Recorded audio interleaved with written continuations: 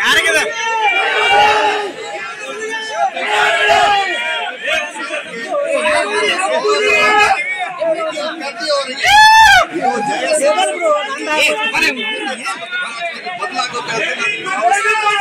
sir ಈಗ sir Vinay ದಾದಾ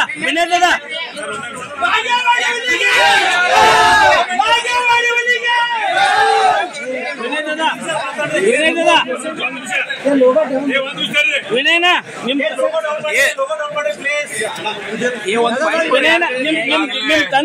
ನಿಮ್ ತಂದೆಗೆ ದಮ್ಮಿ ಅಂದಿದ್ರು ಸರ್ ವಿನಯನ ನಾ ಹೇಳ್ತೇನೆ ಚೇತನ್ ನಾವು ದ ಪೀಪಲ್ ಅಂದ್ರೆ whose your daddy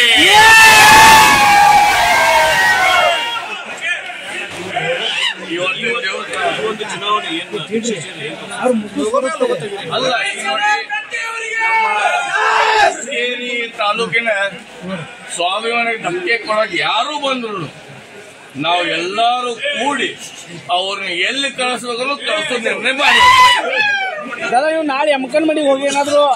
Satish Jarkiholi ವಿರುದ್ಧ ಪ್ರಚಾರ ಮಾಡ್ತೀರಾ ಅವ್ರ ವಿರುದ್ಧ ಹೋರಾಟ ಮಾಡ್ತೀರಾ ಅಂತ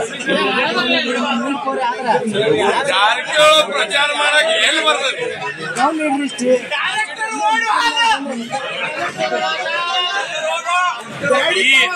ಈ ಚುನಾವಣೆ ಮುಖಾಂತರ ಎಲ್ಲ ನಮ್ಮ ಬೆಳಗಾವಿ ಜಿಲ್ಲಾ ಆಗಲಿ ನಮ್ಮ ಇಡೀ ರಾಜ್ಯಕ್ಕಾಗಲಿ ಒಂದು ಸೂಚನೆ ಕೊಟ್ಟಿದ್ದೀವಿ ನಾವು ಯಾರಿಗೂ ಬಗ್ಗಲ್ಲ ಯಾರಿಗೂ ನಿಲ್ಲಲ್ಲ